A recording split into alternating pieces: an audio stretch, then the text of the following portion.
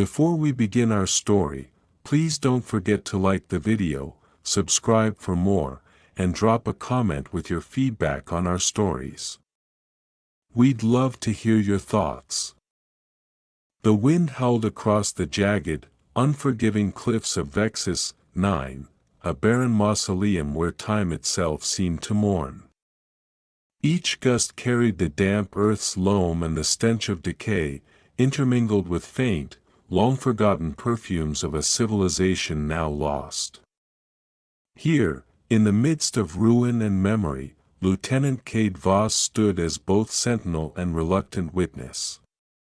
His cybernetic eye, an alloy of futuristic circuitry and the vestiges of human emotion, flickered as it locked onto the distant form of a hulking, chitinous creature limping through the scattered remnants of a once glorious city. "Target acquired," Cade whispered, his voice nearly lost amidst the mournful cry of the wind.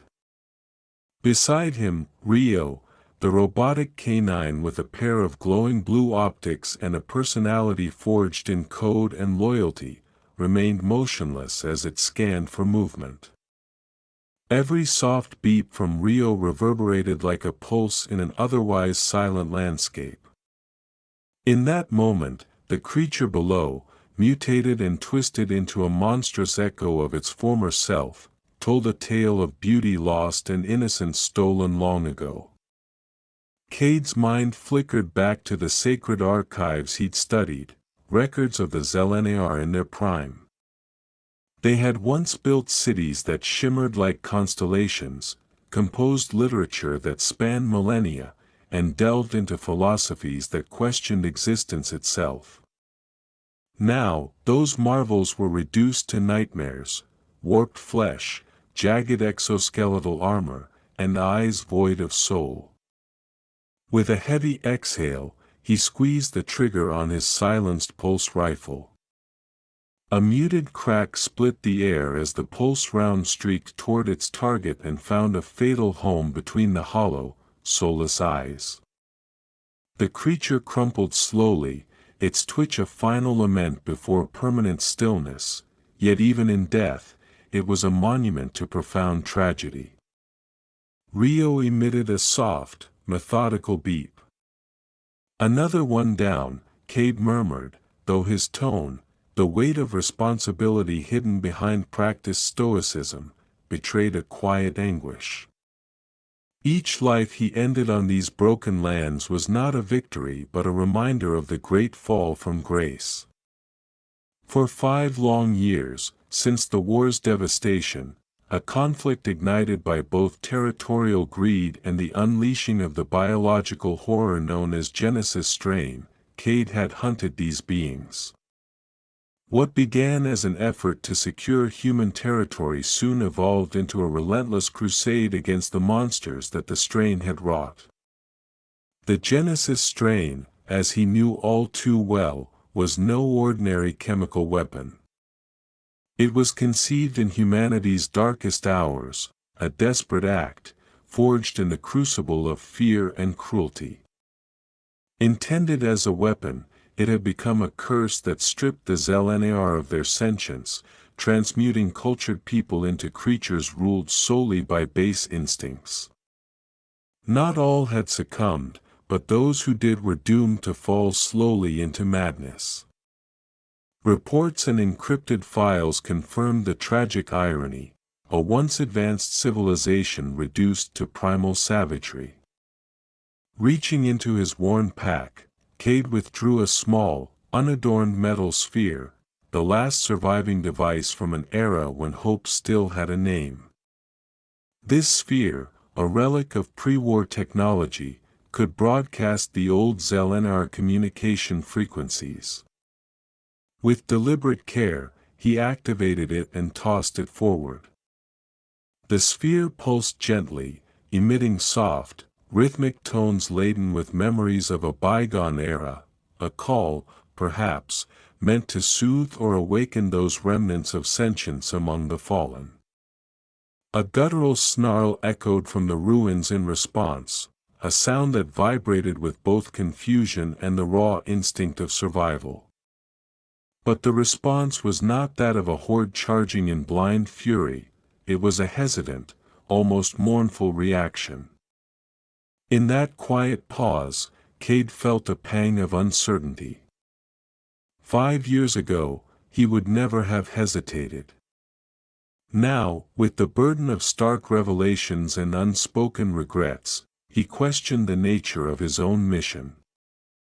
"We should move," he said at last, his voice soft yet resolute as he pushed himself upright. "There's nothing left for us here." Rio, after a final, calculating pause, replied, "Acknowledged." Together, they slipped away into the swirling mist, leaving behind only echoes of the past and the silent testimony of the ruined world. The mist clung to the ground like spectral fingers, and as Cade and Rio moved from the looming ruins of Vexus 9, the landscape itself seemed to lament. Jagged mountains and barren plains unfolded before them, a desolate tapestry that told its own story of loss. Each step Cade took resonated with memories of a time when hope still blossomed among the stars. In quieter moments, his thoughts returned to holographic recordings of the Zelenar civilization, recalling scenes of swirling art, serene leaders, and philosophies that harmonized the human and the alien. Now, these vibrant memories were forever tarnished by the horrors of war and the betrayal of high command. Lost in these memories, Cade almost failed to notice Rio's urgent alert, "Lieutenant, I'm detecting anomalous energy readings ahead." Cade crouched behind a crumbling wall of stone and metal, his cybernetic eye adjusting to the low light. "Anomalous how?" he asked, every word laced with a deep-seated caution born from years of hardship. The soft, measured reply came from Rio, "Unknown. The signature does not match any known Zelenar or human technology." Moments later, Rio projected a holographic map that hovered before them, a digital landscape overlaid with a pulsating energy hotspot marking a structure about half a click away. Cade's eyes narrowed as he examined the domed structure, a building that, despite its collapse, exuded an almost organic quality with its intricate, worn carvings. "It looks nothing like a Zelenar design," he mused aloud, fingers grazing over the carvings as though trying to decode their ancient language. "It's too alive." "Orders?" asked Rio, its tone clinical yet hinting at the inevitable. "There are no orders that can prepare us for this," Cade responded with a quiet finality. "We'll check it out. Stay sharp." They approached the building with cautious determination. The mist grew denser, wrapping their legs and obscuring the line between past and present. The structure's walls were a paradox of stone and organic decay, as if the building were itself a living relic of a nearly forgotten age. Rio's sensors revealed that the energy signature emanated from a subterranean chamber below. Cade found himself drawn to the descent, a tunnel that sloped downward into darkness. The walls, though cracked and weathered, hinted at a design far older than even the Zelenar. Chaotic carvings depicted anguished figures in torment, their bodies twisted in agony beneath the looming presence of a massive, shadowy form. "What the hell is this?" he breathed, the words tinged with both wonder and dread. Without waiting for Rio's response, he activated the light on his rifle, its beam slicing through the gloom as he led the way into the chamber. Every step resonated with echoes of lost civilizations. The carvings on the tunnel walls seemed to pulse in the rhythm of an ancient, mournful heartbeat, a heartbeat that spoke of sacrifice, despair, and a warning of cosmic proportions. At the end of the tunnel, they emerged into a circular room that felt suspended in time, a sanctum of relics and forgotten machinery, draped in dust and piercing shadows. In the very center of the room stood a pedestal, upon which rested an orb of uncanny beauty. Translucent and ever-shifting, the orb's inner light swirled in patterns reminiscent of nebulae and forgotten stars. As Cade stepped forward, he sensed an inexplicable pull, as if the orb were calling to him with a voice from beyond. "Lieutenant," Rio warned, its sensors indicating a dangerous spike in energy. Cade reached out a tentative hand, his fingers hovering just above the orb's surface. Almost in response, the orb flared brilliantly, the pulsating glow exploding into the chamber. A voice erupted then, both alien and achingly familiar, reverberating not merely in the room but deep within Cade's mind. The language was unintelligible, yet its rhythm pierced through the veil of reality, leaving him reeling with a pain that erupted behind his eyes. The sensory onslaught forced him to the ground, his vision blurred as the voice, the echoes of a cosmic memory, overwhelmed his senses. In that painful moment, time seemed to stutter. One heartbeat lingered, then an abrupt silence fell as the orb dimmed to a soft, mournful glow. Gasping for breath, Cade clutched his temples as the weight of revelations pressed upon him. "Lieutenant, are you functional?" Rio inquired in its even tone, scanning for any indication of malfunction or injury. Slowly, Cade managed a nod, though his hands trembled with the residual shock. What was that?" he managed, the words thick with confusion and dread.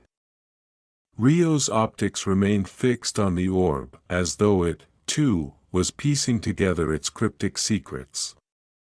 Though the voice had receded, its persistent echo still vibrated at the back of his mind, an echo that left him questioning the very nature of the enemy they had hunted for so long. High Command's directives and the classified reports could no longer fully account for what he had experienced. With every fiber of his being still resonating from the encounter, Cade slowly rose. "We need to report this," he said in a measured tone, the enormity of the revelation settling like a shroud around him. "This changes everything." His thoughts raced back to every haunted night and every battle fought, to the subtle realization that he was no longer certain who the true monsters were. In the interplay of duty and doubt, he began to wonder whether the creatures beneath the ruined cities were only part of a larger, more sinister design, one wherein history's tragedies had been orchestrated by a force older than civilization itself. No sooner had the silence reigned in the chamber than his comm unit flickered to life. The holographic image of Commander Cade Voss, Cade's own sister and one of the few people he trusted, materialized before him. Her face was etched with equal parts determination and grief, a living map of the secrets and sacrifices borne by those at high command. "Cade," she said, her voice both a balm and a razor, "we've been monitoring your location. What on earth is happening down there?" "Elara," Cade replied, relief flooding his tone for a split second before resignation took hold. "We discovered something that's not just another twisted Zelenar. There's an element here, something older, something alive." Her expression hardened as she studied him through the hologram. "Explain." Cade recounted every detail, the chamber, the orb that glowed with an inner life, the voice that had invaded his mind and stirred a primal dread in his soul. As his words flowed, each laden with the weight of forbidden knowledge, Elara's eyes narrowed in silent contemplation. "This changes things," she finally said, her tone grave. "High Command has been keeping secrets, Cade. Big ones. If what you're saying is true, it could mean they've known about this all along. A chill coiled in Cade's stomach. What are you saying? There was a moment of heart-stopping silence before Alara leaned closer, her voice dropping to an almost conspiratorial whisper. There's a reason the war escalated so viciously. The Genesis strain wasn't just a weapon, it was an experiment, a test. And the Zelenar, they weren't the first to be twisted in this unholy game. His mind raced with the implications. You mean they weren't the first civilization to suffer this fate? Alara's eyes burned with a mixture of sorrow and steely resolve. There were others. Civilizations that preceded even the Zelenar, all erased in the wake of a force we barely understand. The enormity of her words struck him like a physical blow. The carvings in the chamber, the spectral silhouette of suffering figures, and that monstrous presence looming in his vision, all were fragments of a cycle that repeated itself beyond the thin veneer of recorded history. So you're telling me that what is happening now, it has happened before. That something out there is orchestrating these cycles of destruction. Alara's gaze softened but her tone remained firm. High Command has known. They've been playing with forces so ancient that even our most advanced theories fail to grasp them.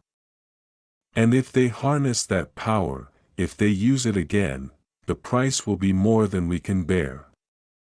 Cade clenched his fists. We can't let this continue. If they've been lying, if people are being sacrificed to some ancient horror, then the truth must come out.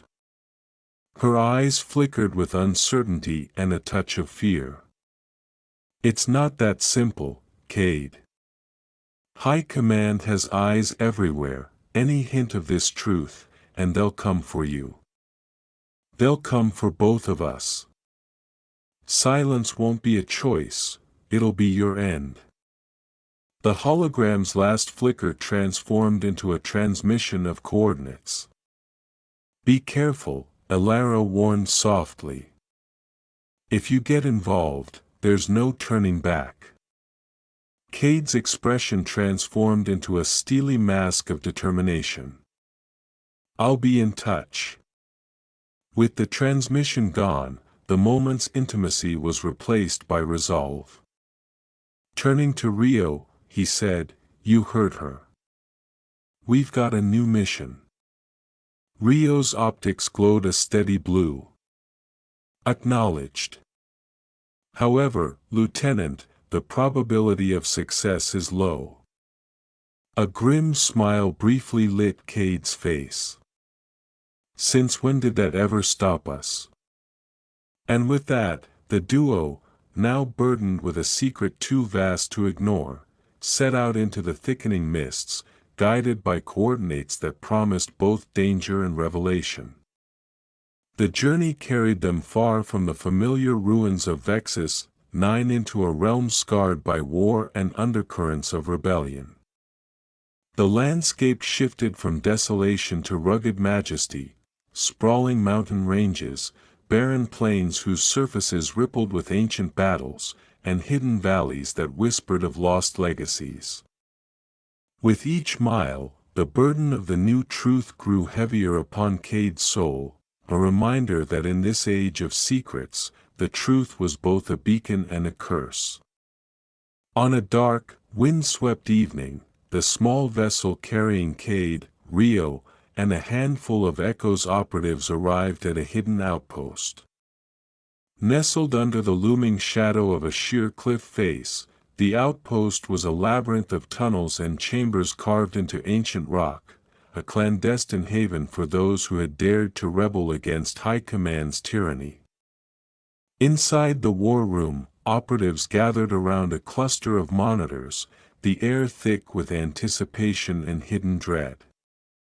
Suddenly, a voice rang out, "We've got company," cried one of the operatives, eyes fixed on the screens that now displayed a massive, shifting silhouette, a figure of undulating darkness approaching the station.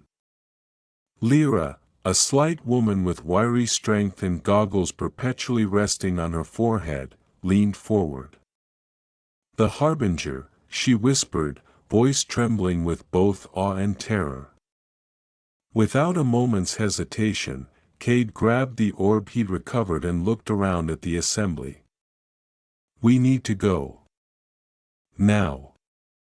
Panic gripped the corridors as the entire outpost reacted. The walls themselves seemed to twist in response to an unseen force. The Harbinger's presence was palpable, a malignant energy that warped reality, thickening the air until it choked the very breath from their lungs. As they raced through the station's labyrinthine halls, its spectral voice boomed, a cacophony of whispers and desperate screams echoing off decaying concrete. "Cade!" Lyra shouted, seizing his arm in the midst of chaos. "We have to go." He responded with grim determination, forcing himself to focus amid the barrage of sound and fury. With every nerve straining, they boarded the waiting ship. Outside, the station began to collapse, swallowed whole by the shadow of the Harbinger as its tendrils of darkness slithered over the structure, extinguishing light and hope alike. For weeks afterward, time blurred into adrenaline and exhaustion. Guided by fragmented hints and the spectral echo of that ancient voice, the echoes journeyed from one hallowed ruin to another. They sought the scattered orbs, the keys to unlocking the mechanism of an ancient prison once devised by the Etherians, the predecessors who had first confronted the Harbinger. With every orb recovered, they pieced together clues that painted a grim tapestry. The orbs were fragments of an intricate puzzle, and the Harbinger was always one step behind them, growing ever more relentless. Their quest led them next to a derelict space station adrift in orbit around a dead star, a husk of a civilization that had once been a shining beacon of innovation. Within its shadowed corridors, memories of lost promise and spectral music mingled. Here, amid corridors echoing with the whispers of the ancients, they found another orb perched upon an altar-like pedestal. "This is no mere relic," Cade remarked softly as he approached the orb, his hand hovering in awe. "It's a fragment of the Etherian prison, a piece of the puzzle." Lyra's eyes met his, filled with both scientific curiosity and ancestral sorrow. "It's calling to us," she said, her voice barely audible over the crackle of failing lights. "As if it knows that our fate is entwined with these relics." No sooner had they secured the orb than the station convulsed.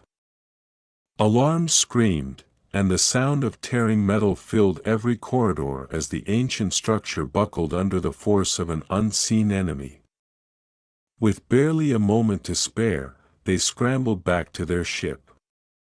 Their escape was frantic, a blur of motion and adrenaline as the haunted corridors vanished behind them into the cold void of space. After weeks of dodging death and unspooling cryptic clues, Cade and the team received the final leg of their directive. The last orb, the conclusive key to restoring the Etherians' ancient prison, lay hidden on a planet at the edge of known space. A place steeped in mystery, where even the Echo's records were incomplete and the very air reeked of lost history. As their ship neared the foreboding planet, Cade felt a dread more intense than any battle or firefight he had ever encountered.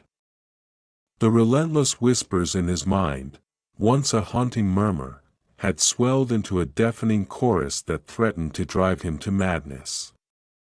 Every restraint in his soul failed to hold back its force.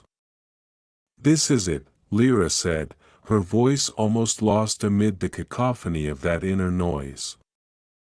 "The final piece. They landed on a surface unrecognizable, a wasteland of ashen ruin, where the ground trembled beneath their every step and the air was heavy with decay. The final chamber was said to be deep beneath this scarred land, accessible only through a labyrinth of tunnels that had swallowed countless secrets over the ages. With hearts pounding and every sense on high alert, the team began their descent into the underground maze. Each flickering light revealed walls etched with the same ancient, anguished carvings that Cade had seen before. Their passages narrowed, the darkness pressing in until all that remained were the echoes of steps and the disquieting hum of fate. "It's here," Cade said, voice trembling with a mix of anticipation and dread. "The Harbinger. It's waiting for us." At last, they reached a cavernous chamber, a vast, circular hall whose walls bore inscriptions of cosmic despair. In its center, on a time-worn pedestal, lay the final orb, its glow weak and uncertain, like a dying ember clinging to life. Before anyone could speak, the chamber darkened further, and the Harbinger materialized, a towering figure of shifting shadow and writhing smoke. Its eyes, alight with an otherworldly malevolence, cut through the gloom, and its voice cascaded like a dirge. "You cannot stop me," it declared. "I am eternal." Summoning every ounce of resolve, Cade clenched his fists as the orbs in his pack pulsed with an energy that resonated with the cadence of his own heartbeat. "We'll see about that," he declared, stepping forward. With trembling determination, he placed the final orb on the pedestal. In an instant, the chamber erupted in luminous brilliance. The orbs, scattered across time and space, lifted from their resting places and converged into a single, blinding beam. The Harbinger roared its defiance, its form beginning to unravel as tendrils of shadow lashed out violently. "Cade!" Lyra screamed, lunging to grasp his arm. In that split second, tendrils of darkness snaked around him, their icy grip threatening to merge his soul with the ancient void. A searing pain exploded into his core as the relentless light consumed him. In that final, terrifying moment, he heard the Harbinger's voice resonate directly within his mind, a chilling proclamation: "You cannot destroy me. I am part of you now." And then, silence. When Cade's eyes fluttered open, he found himself alone in a dim chamber. The orbs were gone, their collective energy spent to stave off, for now, the darkness. The Harbinger had vanished into the folds of impossibility, yet its presence lingered, a faint, inexorable whisper at the edge of his consciousness. "Cade!" Lyra's cry resounded as she rushed to his side, her face pale with fear and relief. "Are you okay?" With labored breaths and hands still trembling from the ordeal, Cade managed a nod. Did we stop it?" His voice wavered between hope and despair. Lyra hesitated before answering, her tone one of tentative certainty. "For now. But the Harbinger, it's not gone. Not completely." Cade lowered his gaze to his altered hands, the subtle flicker of his cybernetic eye betraying a radical change. "Then we'll be ready. Whatever comes next, we face it together." As they exited the chamber, the weight of their victory and the cost of their sacrifice pressed upon them. The ancient evil had been driven back into its prison of light, but the war was far from over. Somewhere in the silent reaches between stars, the Harbinger waited, a dormant seed of chaos destined to rise anew. Back at the hidden outpost, the war room buzzed with fervor and cautious hope. A holographic map, its myriad points of light revealing congregations of ancient energy, drew the eyes of everyone present. Among the gathered were hardened fighters, brilliant scholars, and a few who bore personal scars from battles against the unknown. Yarrick, a towering man whose cybernetic arm was as much emblem as his duty, addressed the assembly. "We've tracked the Harbinger's movements for months," he said in a low, measured tone as he gestured to the hologram. "It is not aimless. It's searching for something, a key to further unlocking its power." Cade interjected, his voice reflective of the battles fought not only on distant battlefields but within the depths of his own soul. Or even someone. What do we truly know about it? How do we defeat an enemy that has more in common with our own past than we'd like to admit? A murmur of assent rippled through the room. Then, Dr. Lyra Voss, a distant cousin whose scientific brilliance was matched only by her personal losses, stepped forward. Her goggles glinted in the low light as she spoke with clinical urgency. "This orb you recovered, Cade, is no simple relic. It is a fragment of the Etherian's prison, a mechanism the first of our kind of enlightened beings forged to hold back the Harbinger. Long before the Zelenar and before humanity's ascent, the Etherians encountered this ancient force, and though they managed to trap it, the prison was never perfect. Over time, the bonds have weakened. If we can recover and restore the scattered orbs, we might just have a chance to seal it, permanently." Yarrick rested his hand heavily on Cade's shoulder, his eyes glimmering with the stoic resolve that comes from witnessing too many horrors. "You've seen the proof, Cade. You're more than just a soldier now, you're a key part of this resistance. We need you to lead the quest to recover the remaining orbs." "And if we fail?" Cade asked, knowing that every mission carried the potential for absolute annihilation.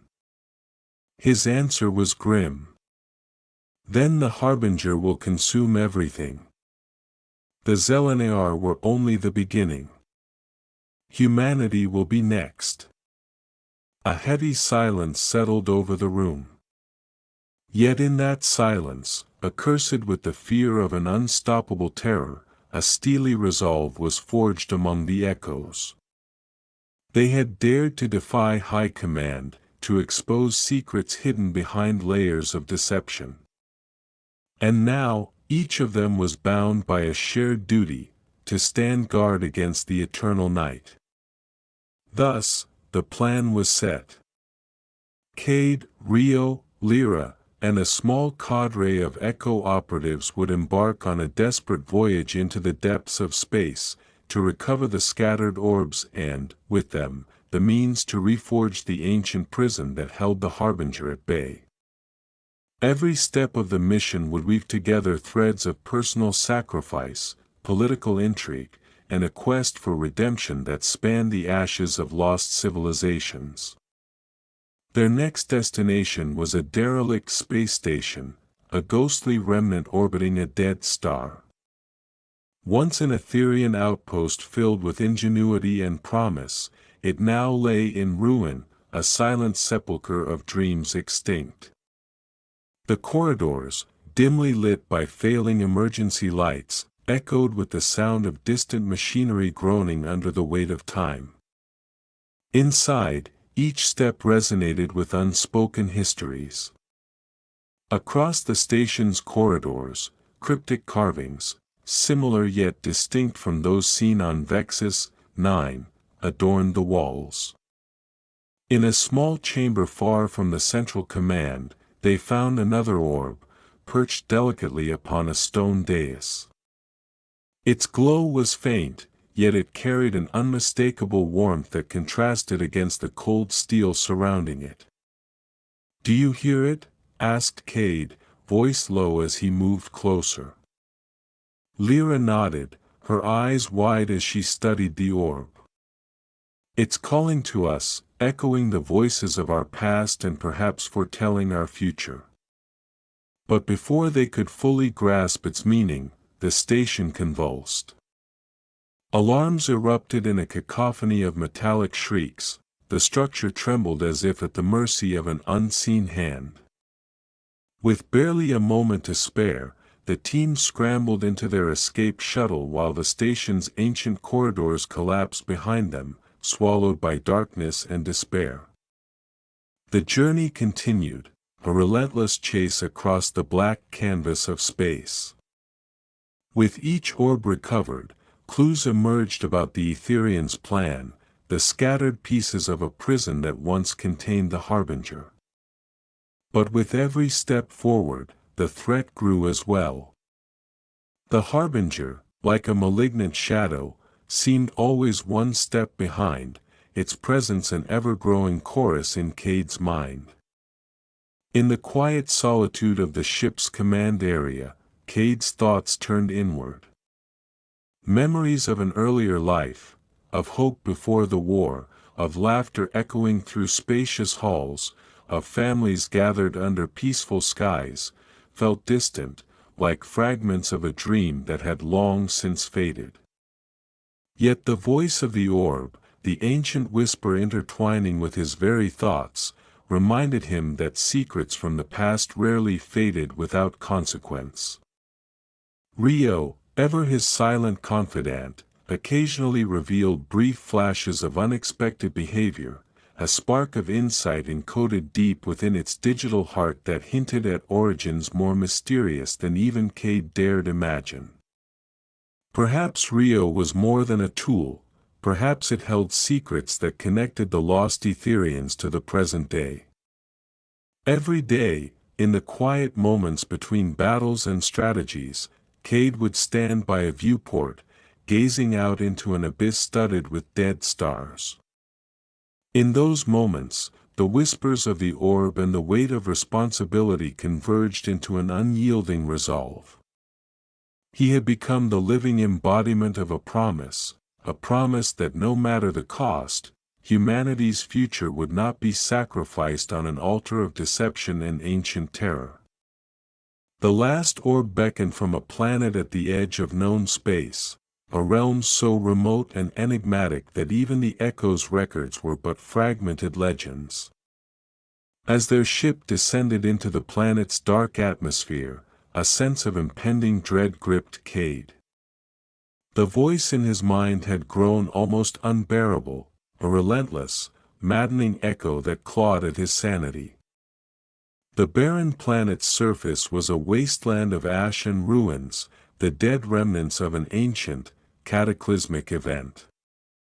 "This is it," Lyra's voice was barely audible as the shuttle landed on the dusty plain. "The final piece." They set out on foot, trudging through a landscape that seemed cursed by time itself. The ground trembled beneath them and the air was rent with the stench of decay. Every step forward felt like an act of defiance against the weight of cosmic fate. The labyrinth of tunnels that led to the final chamber was a treacherous maze, echoing with the sounds of dripping water, shifting stones, and, if one listened closely, the haunted whispers of those who once dwelled here. "It's here," Cade whispered as they reached a cavernous opening, the words heavy with both anticipation and dread. "The Harbinger. It's waiting for us." The final chamber was a vast circular hall whose walls were inscribed with the same anguished carvings he'd witnessed before. In the center, upon a weathered pedestal, rested the final orb. Its light flickered weakly, insignificant, almost forlorn, against the oppressive darkness of the chamber. Before they could react, the Harbinger materialized, towering in the gloom as a specter of infinite malice. Its form was an ever-shifting mass of shadow and smoke, its eyes glowing with a terrifying intensity. Its voice, a discordant chorus of ancient whispers, echoed from every corner of the chamber. "You cannot stop me," it intoned, each syllable a searing promise of eternal dominion. "I am eternal." With his heart pounding like a distant war drum, Cade stepped forward. The orbs that had accompanied him throughout this long odyssey pulsed with synchrony, a silent call to arms. "We'll see about that," he declared, resolute even as his very soul trembled. Carefully, he placed the final orb on the pedestal. In that split second, the chamber was flooded with blinding light. The orbs, as if magnetically drawn together, floated upward and converged into a single beam, a brilliant column of energy that shook the very foundations of existence. The Harbinger roared in defiance, its formless tendrils thrashing wildly as it sought to reclaim its dominion over the light. "Cade!" Lyra's cry rang out in terror and hope. "Grab hold!" Before he could react, shadowy tendrils lashed out, ensnaring him and drawing him inexorably into the luminous vortex.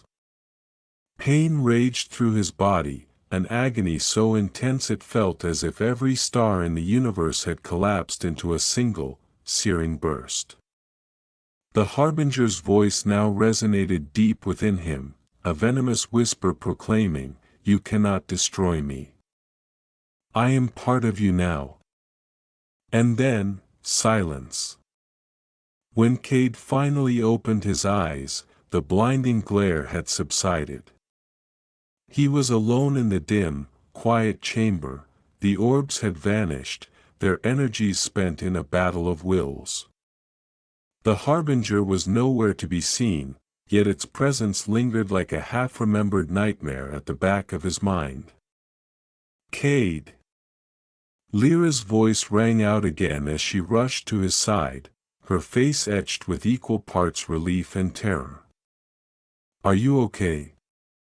He forced a small nod, though his hands, now subtly altered by the encounter, shook with a residual tremor that belied the transformation within.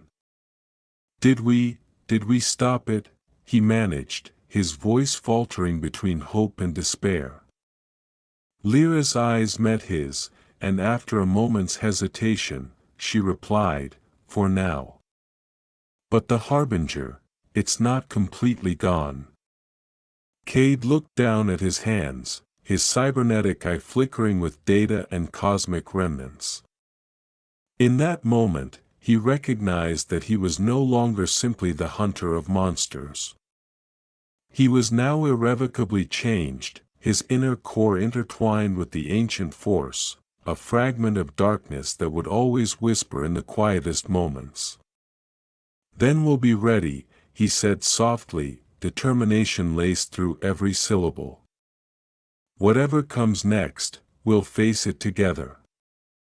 As the two emerged from the final chamber, the gravity of their sacrifice settled over them like a shroud. The echoes had achieved a temporary reprieve, a fleeting victory in a war that spanned not only planets and stars but millennia of cosmic history. Yet in that moment of uneasy calm, every soul present knew that the true battle was only beginning. In the aftermath of their ordeal, the hidden outpost transformed into a shrine to resilience.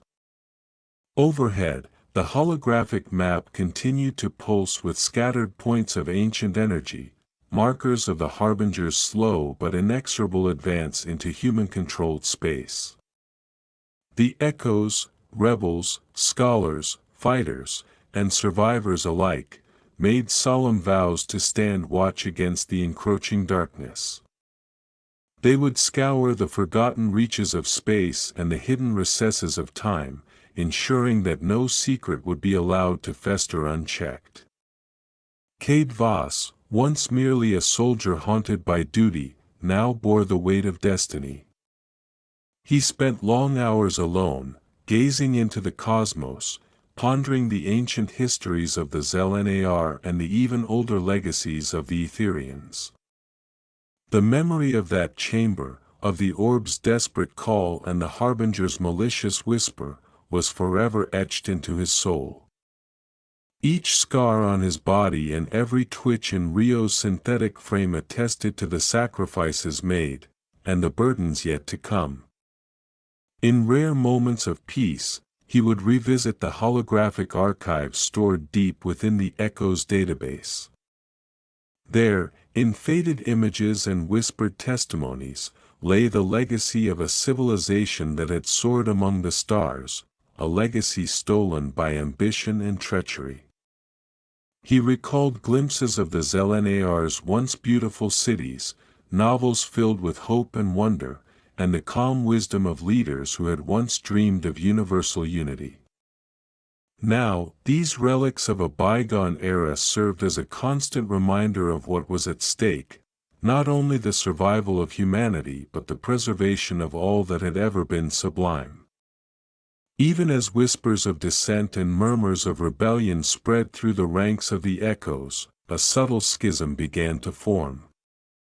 Some believed that the power of the Harbinger, if harnessed, could be used to turn the tide of a war that had long been rigged by high command.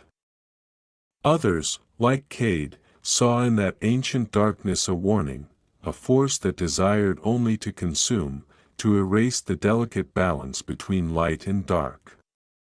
In hushed councils held in the depths of secret chambers, debates raged between pragmatism and idealism, between hope and the unyielding certainty of inevitable sacrifice. Rio, the ever-faithful companion, increasingly revealed cryptic behaviors that hinted at a consciousness unbounded by its mechanical design. There were fleeting moments when its optics, usually as impassive as polished steel, shimmered with something akin to emotion, or perhaps memory. Some whispered that Rio's core was interlaced with fragments of Etherian code, relics of an ancient world whose language was lost to modern time. Whatever the truth, the machine had become more than a tool, a partner with its own mysteries to share. And so, beneath a sky sprinkled with the light of distant, dying stars, the Echoes steeled themselves for what was to come. Their leader's voice, now resonant with the gravity of hard-won wisdom, carried across the gathering, "We stand ready. Today, we have merely delayed the inevitable. But tomorrow, when the ancient darkness stirs, our unity will be the shield that protects all we cherish." As the wind howled across barren landscapes and the universe whispered its timeless secrets, the bond between human and machine, past and future, hope and despair, remained unbroken. For in the interplay of light and darkness, in the eternal dance of creation and destruction, there resided one immutable truth: even the smallest spark of defiance had the power to ignite worlds. And so they marched on, Cade Voss, Rio, and the Echoes, guardians of a future still uncharted, as they prepared to confront the silent threat lurking between the stars. The Harbinger, dormant yet ever watchful, waited in the cold void, promising that one day it would return. But until that day dawned, the brave few would stand vigilant, ready to face the coming night.